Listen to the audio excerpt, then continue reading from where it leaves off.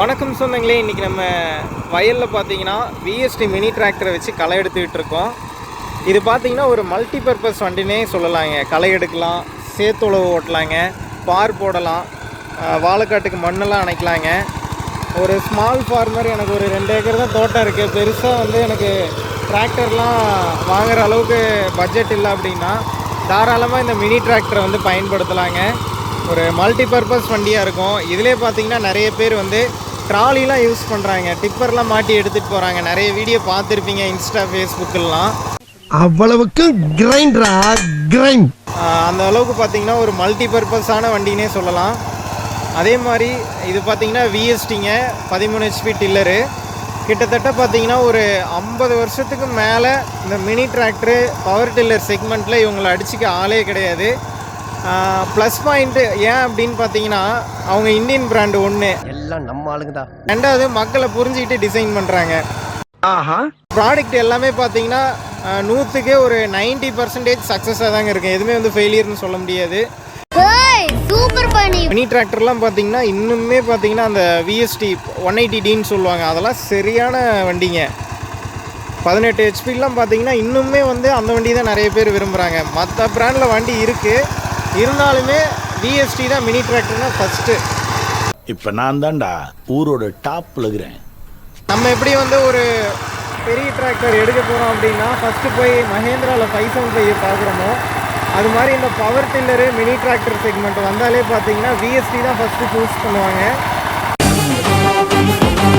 இதெல்லாம் பார்த்தீங்கன்னா ஆள் விட்டு களை வெட்டணும் அப்படின்னா ரொம்ப காஸ்ட் ஆகுங்க. ஏன்னா இவ்வளோ தோட்டத்தையும் நம்ம களை வெட்டுறதுனா டைமும் ஆயிருங்க. கரெக்டாக எல்லா தோட்டத்தையும் முடிக்கும்போது அடுத்து ஃபஸ்ட்லேருந்து களை வர ஆரம்பிச்சிடும்.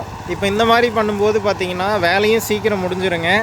அடுத்த களை வரத்துக்குள்ளே ஈவனாக இருக்குங்க. ஒரு எல்லா வயல்லையுமே களை வந்து ஈவனாக இருக்கும். ஒரு வயலில் அதிகமாகவும் ஒரு வயலில் கம்மியாகவும் இருக்காது. எல்லா வயல்லையும் ஈவனாக இருக்கும். ப்ளஸ் நம்மளால் ஓரளவுக்கு களையை வந்து கண்ட்ரோல் பண்ண முடியுங்க. பார்த்தீங்கன்னா தெரியும், நம்ம ரொட்டை வெட்டுற மாதிரி தாங்க. இப்போ இதை மட்டும் பார்த்தீங்கன்னா நம்ம ஆள் விட்டு பிடுங்கணும் அப்படின்னா டக்குன்னு பிடுங்கிடலாங்க. சும்மா கொஞ்சம் கொஞ்சம் இருக்கும், டக்குன்னு வேலை முடியுங்க. இதே ஃபுல்லாத்தையும் பிடுங்க ஆரம்பித்தோம் அப்படின்னா ரொம்ப டிலே ஆகுங்க. இந்த வண்டிக்கு வயசுன்னு பார்க்கும்போது ஒரு 18 வருஷம் 16 வருஷம் குறையாமல் இருக்கும். அதே வண்டி தான். இப்போ நான் அவர்கிட்ட கேட்டேன், நாங்கள் சின்ன வயசுலேருந்து பார்த்த வண்டி தான் இந்த வண்டி. அவர் வந்து வண்டியெலாம் மாற்றலையாம்மா, எக்ஸ்ட்ரா ஒரு வண்டி எடுத்துருக்கேன்னாரு. அப்போ அந்த வண்டியோட உழைப்பு பாருங்கள், இந்தளவுக்கு வந்து மெயின்டைன் பண்ணியிருக்காங்கன்னு பாருங்கள். நான் நிறைய வீடியோவில் சொல்கிறது அதுதான், மெயின்டெனன்ஸ் நல்லா இருந்தால் நல்ல லைஃப் டைம் வருங்க. இன்றைக்கி வந்து ஐயோ அந்த வேலையை பார்க்கணுமான்னு யோசித்தோம் அப்படின்னா நாளைக்கு பெரிய வேலை ஏதாவது வச்சிடும். அதனால் சின்ன சின்ன வேலை ஏதாவது இருந்ததுன்னா டக்குன்னு முடிச்சுட்டோம்னா பெருசாக எதுவும் வேலை வராது. வண்டியோட லைஃப் டைம் நல்லா இருக்குங்க. அதுக்கோசரம் தான் சொல்கிறது, நல்லா மெயின்டைன் பண்ணுங்க வண்டின்னு. அதனால லாங் லிவ் ஹாப்பி லைஃப். வண்டி பாருங்கள் எப்படி ஜம்முன்னு போகுதுன்னு. இதில் களை மட்டும் நாங்கள் இது பண்ண மாட்டோம். இப்போலாம் பார்த்தீங்கன்னா ட்ரிப்பு போட்டேன். இதுக்கு முன்னாடி பார்த்தீங்கன்னா பாய்ச்சல் தாம்பாய்ச்சல பாய்ங்க வாய்க்கால் மூலியமா. அப்போல்லாம் பார்த்தீங்கன்னா பார் போடுறதுக்கு இந்த வண்டி தான் கொண்டு வருவாங்க. பின்னாடி வந்து ஒரு தகுடு மாதிரி இருக்குங்க, அதை வச்சுருவாங்க. அதை வச்சுட்டாங்கன்னா இப்போ எந்த அளவுக்கு இருக்கோ அந்த வீல் இருக்குது பாருங்கள், அதை இன்னும் கீழே இறக்கிடுவாங்க, ஃபுல்லாகவே இது பண்ணிடுவாங்க. அப்போ என்ன ஆகுன்னா அந்த ரொட்டவேட்டர் பிளேடு நல்லா ஆழம் இறங்குங்க. பின்னாடி தகுடு இருக்கும், அந்த தகுடு அப்படியே அழகாக மண்ணு பிடிச்சிக்கிட்டே வருங்க. நல்ல பார் ஓட்டலாம். அதில் அதான் ஏற்கனவே சொன்ன மாதிரி தான், நல்ல மல்டி பர்பஸ் யூசேஜுக்கெலாம் பார்த்திங்கன்னா நல்லா பயன்படுத்தலாம். அந்த தகுடு பாருங்கள் மேலே வச்சுருக்காங்க, அந்த தகுடு தாங்க. அதை பின்னாடி கழட்டி மாட்டுவாங்க பார் ஓட்டும் போதெல்லாம். இந்த வண்டியிலையுமே பார்த்தீங்கன்னா நிறைய மோடிஃபிகேஷன்லாம் பண்ணுறாங்க. உட்காந்துக்கிட்டு ஓட்டுற மாதிரி, மேலே உட்காந்துக்கிட்டே கீரில் அட்ஜஸ்ட் பண்ணி வண்டியை திருப்பிக்கலாங்க. அந்த மாதிரிலாம் வந்து நிறைய மோடிஃபிகேஷன் பண்ணுறாங்க. ஸோ நீங்கள் யாராவது பண்ணியிருந்தால் எந்த மாதிரி பண்ணியிருக்கீங்கன்னு சொல்லுங்கள். இப்போ பாருங்கள், இதில் வந்து திருப்புவாங்க, எவ்வளோ நேக்காக வந்து திருப்புவாங்க பாருங்கள், குச்சிக்கெலாம் எந்த ஒரு டேமேஜும் வராமல்.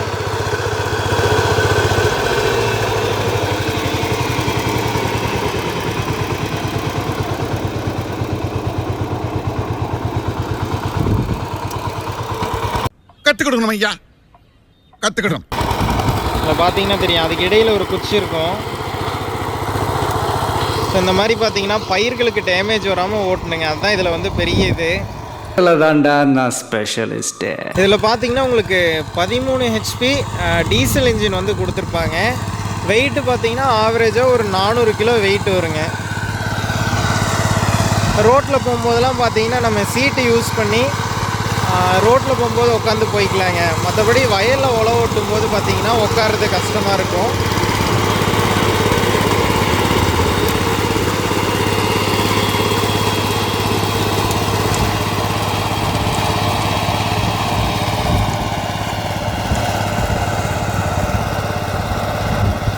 வீடியோ பிடிச்சிருந்தா லைக் பண்ணுங்கள், யூஸ்ஃபுல்லாக இருந்தால் ஃபார்மர்ஸ்க்கு ஷேர் பண்ணுங்கள்.